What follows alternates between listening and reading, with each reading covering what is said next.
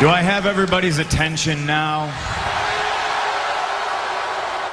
Yo les amis, bienvenue sur Catch Attrape, la chaîne où on parle catch. Tout d'abord, merci. Bon, je suis toujours à 99 abonnés, mais hier j'avais passé la barre des 100 abonnés. Merci énormément, merci beaucoup. Ça me fait vraiment chaud au cœur. Ça récompense en gros mon modeste travail. Et non, merci, ça fait vraiment plaisir. La barre maintenant à atteindre, c'est 150 abonnés. Je pense qu'aux 150 abonnés, je balancerai carrément un live pour que vous voyez à quoi je ressemble et à qui la personne à qui vous vous adressez. Et voilà, et je pense aussi en ce moment à passer à un format vidéo. Voilà, dites-moi ce que vous en pensez en commentaire, si vous préférez toujours ce format là ou plutôt un format vidéo. Dites-moi ce que vous pensez en commentaire, j'aimerais beaucoup avoir vos avis en commentaire. Donc cette vidéo est une vidéo news WWE. On commence tout de suite avec le Taker qui sera la star du kick-off du Survivor Series. C'est l'anniversaire de ses 30 ans de carrière. Donc la rumeur dit qu'il y aurait Kane qui sera là.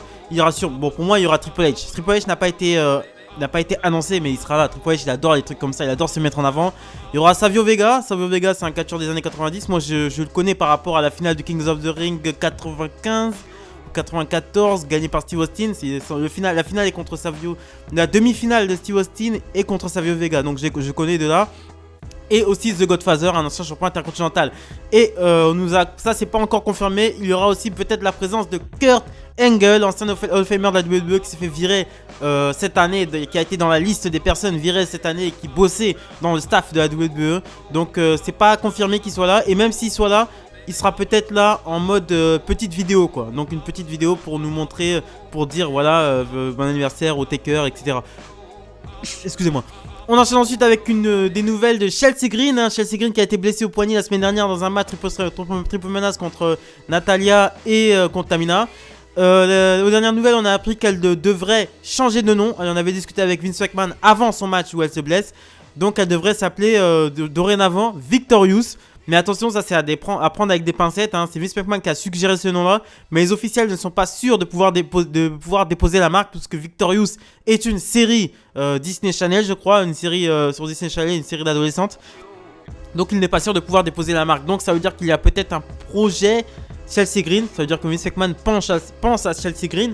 Puisqu'il a pensé à lui changer de nom. Généralement quand Vince McMahon pense à quelqu'un, ce n'est pas pour rien. On enchaîne ensuite avec un mariage. Voilà.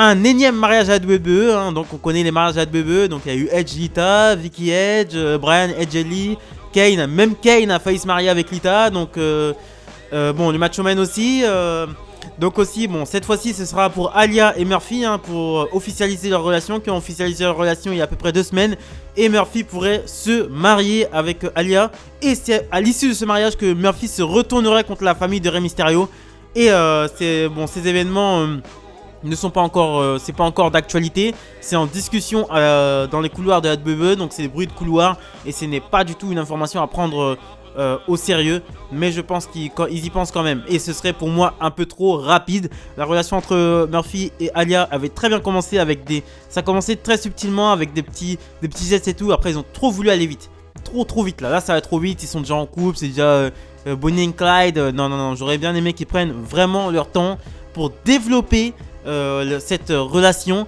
et voilà quoi, parce que moi ça me semble évident que Murphy et Aliyah vont s'allier contre Rey Mysterio et son père. C'est la meilleure chose à faire parce que Rollins va partir, donc il faudrait que Murphy refasse un heel turn avec Aliyah fasse un heel turn en gros et se retourne contre Rey Mysterio et son frère Dominic. On enchaîne ensuite avec une news AEW. Donc Jon Moxley a fait une promo où il parle de son père.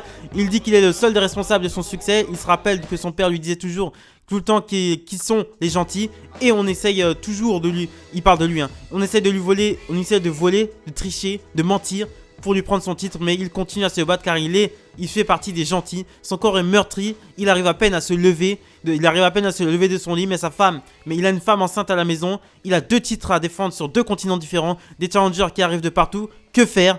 Il sait quoi faire, ils sont les gentils. Et ce soir, il va signer le contrat et serrer la main de Kenny Omega et lui faire comprendre qu'il est le meilleur champion du monde de la AEW. Et qu'il est aussi le fils de son père.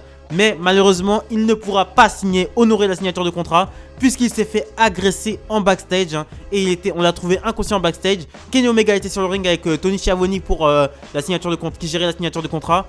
Kenny Omega a dit que la dernière fois c'était le coup. C'est vrai que Jon Moxley, la dernière fois qu'il devait se battre contre Kenny Omega, le combat avait été repoussé parce que Jon Moxley s'était blessé au coude au Japon.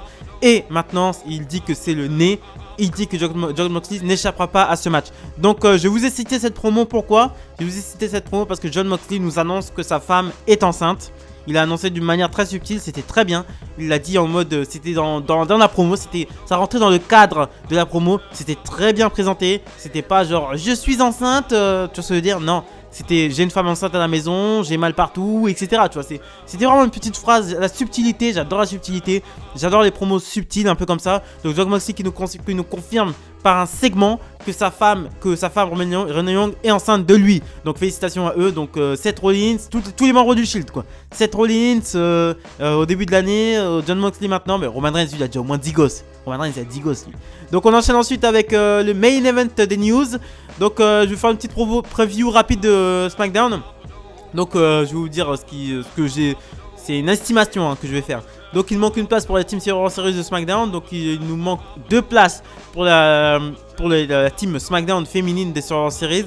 Donc ça fait déjà 3 matchs. Donc il y aura 3 matchs pour les qualifications pour les Survivor Series. Et c'est sûr qu'il y aura Natalya dans un des 2 matchs. Natalya qui essaie toujours de gratter une place dans la Team SmackDown féminine pour les titres, pour aller défier Raw aux Survivor Series. Il y aura aussi Rollins contre Murphy. Voilà, ce sera peut-être le dernier match de solo de Rollins avant son départ. Parce que à ce qui paraît, après Survivor Series, il partira. Il prendra un moment de pause pour lui, sa femme et son enfant, pour passer du temps avec eux. Donc il fera face à son élève Murphy, son disciple Murphy, pour se venger de la trahison de Murphy la semaine dernière. Et on aura peut-être un face-à-face entre le nouveau champion de la WWE, Drew McIntyre, et Roman Reigns, puisque Drew McIntyre avait promis à Roman Reigns de devenir champion de la WWE. Et ça m'étonnerait pas que Drew McIntyre vienne narguer Roman Reigns en disant qu'il a gagné le titre de WWE comme il l'avait dit, et qu'il battra Roman Reigns comme il avait dit. Voilà, c'est ce que je pensais des petites news comme ça en vrac, en freestyle. Likez, commentez, partagez, très important pour développer la chaîne. Salut les amis, et dites-moi ce que vous en pensez du format vidéo que je prépare, ou est-ce que vous préférez un format comme ça ou un format vidéo? Dites-moi ce que vous pensez en section commentaires. J'attends vos commentaires et on discute. Salut les amis.